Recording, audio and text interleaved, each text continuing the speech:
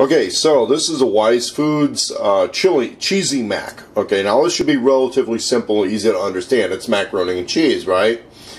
Well, this is a long-term survival storage food version that you would still be preparing in some sort of a kitchen, whether it's a camp kitchen or the house kitchen or cabin or RV.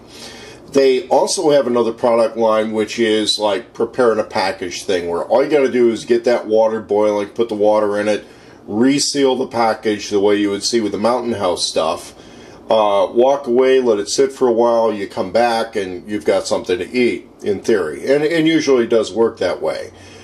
This stuff, that package isn't set up for that. There's no resealing. I opened this with scissors just to be really careful with it. Could you do that sort of a cookingness? Yeah, kind of, sort of. But what they wanted to do is be more price competitive at Walmart, so they went with this format on the packaging. But this also works with thermos cooking, which means that you might get a Stanley wide mouth bottle or other types of thermos bottles and bowls, put the stuff in, put the boiling water in, close it up, come back a while later, and you got food. Now, one of the things about the thermos cooking with this stuff that I've learned also recently, it works better to shake it. The other thing is, on the kitchen version, which is what I really call this stuff, you want to add stuff to it. Okay, now this one, some of the things that make it more deluxe or more stuff than your regular ordinary Kraft macaroni and cheese or any of the generic versions of that, you got more of the milk powder stuff. The ratio of cheesy milk powder in this to noodles, you can see, is a lot higher. This isn't like just the milk powder on top. There's a lot of it in there, okay? That's going to help us out when we go to add other stuff to it. And it's also one of the reasons when we get into the Augusten Farms stuff, and so, or the Mormon Cannery stuff, you know, they'll sell the cheese powder totally separately from the noodles. So this, it's already pre-mixed. And there's kind of room to add other stuff. It's just that what I'm learning about the Wise Food stuff is that you've also got you know, a fair amount of cornstarch in there to make it seem a little creamier and bulkier than it really is. And in traditional macaroni and cheese, you add some milk to it. With this, adding milk is not supposed to be necessary. Adding milk products like butter or sour cream for extra taste and flavor, I will. But we're going to do a full taste test and full preparation before I do that. One of the ways I do that, using some other kinds of survival food, is we make a mash type stuff. Now this is just stirred with a fork. Sometimes you can do it with a hand blender or something like that.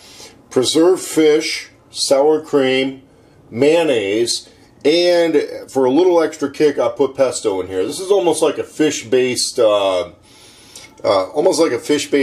hummus type of a thing. And you could actually use, let's say, a form of a hummus with something else. But I put this in after doing a taste test just for my thing. And if you want to see separate videos on how I doctor this stuff up or how the doctoring up ingredients can work with this, comment, question, let me know. And I could start doing some of the other recipe videos on this type of stuff. But as this sits, this is what you've got. Okay. Again, 4 cups of boiling water. They want the water boiled separately and then added to this, and then you let it sit to reconstitute. So we're just going to do that according to the original instructions, but again, if you want to vary from that, you can. That is food, okay? It's not a precision. Okay, here things get kind of interesting. I'm just seconds after adding water, our little ham-looking pieces started to expand out right away. Apparently it's a synthetic meat on there, so this is still more or less a vegetarian dish. The other thing that happened is it changed color.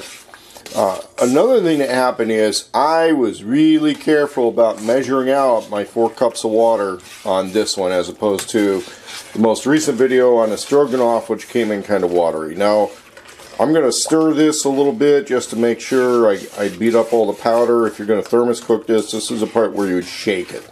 Okay, you'd shake this stuff up. And the idea is you don't boil this because it could burn, which, okay, I understand that. I mean, you boil the water separately, then add it.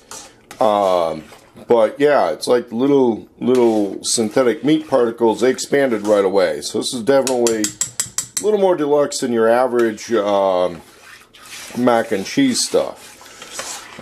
Now what happens as far as a thickening, or whether that's just cornstarch thickening or dairy product thickening on the soup, what I want to do is I just want to stir this so that we don't have any more powder chunks in there.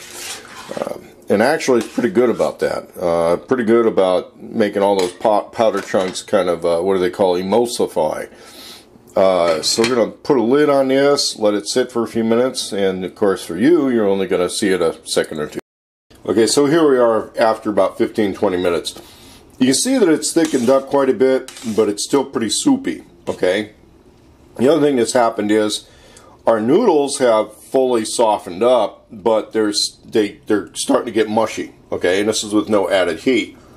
Yeah, the noodles got really mushy on that. Now normally that's a sign of overcooked noodles. With the boiling water, all we're dealing with on this is the time that it takes for the water to absorb into the stuff and cool off on its own. So I did this covered, I did this simulated thermos cooking according to the instructions. This is what I end up with. The flavor on it is not half bad. It's kind of a cheddar cheese, combined cheese flavor. It's about as good as you can get as something that was preserved without any oil or other stuff that would possibly go rancid over time. So it's not horrible, but it could use some dressing up. My first instinct on this would be, of course, sour cream or butter. Probably butter. And with my additive stuff here, which is the basically canned salmon, mayonnaise, sour cream, a little bit of pesto, kind of. So depending on how you want to go with the dish, I'm going to work on adding this stuff to it, and we'll see how that goes. Alright, going whole hog with the add-on. I got this kind of like oversized shot glass I use for some of this stuff. It works in a microwave pretty well. So if you got like a 12-volt microwave like I do, I'm using a regular one in the kitchen. But here we've got butter, a little bit of honey, pepper, and crushed garlic. So I'm going to microwave that for a little bit, add that on top of this to make it more. Alright, just under a minute in the microwave. That's our mix. It's pretty hot to the touch. Ouch, I'm going to set that down and grab something to pick it up with. Let's see here. Pour that on there. And this is kind of like where you can stir it in and do it to taste. And so that's how I make this stuff palatable. It's not that wonderful on its own. And as you can see, it becomes kind of a soupy dish. And on something like this, you don't totally blend it. You swirl it a little bit and that's it. Then you're ready to eat. Totally blend it, it just turns into a mush. Should be like baby food or something like that. So this level, with the extra stuff added, not bad. I mean, that can work. But again, I'm cheating. I was using stuff out of the refrigerator. Should hit the fan situation or economic downturn, you're still going to want availability of fresh food. Not a total bunker thing.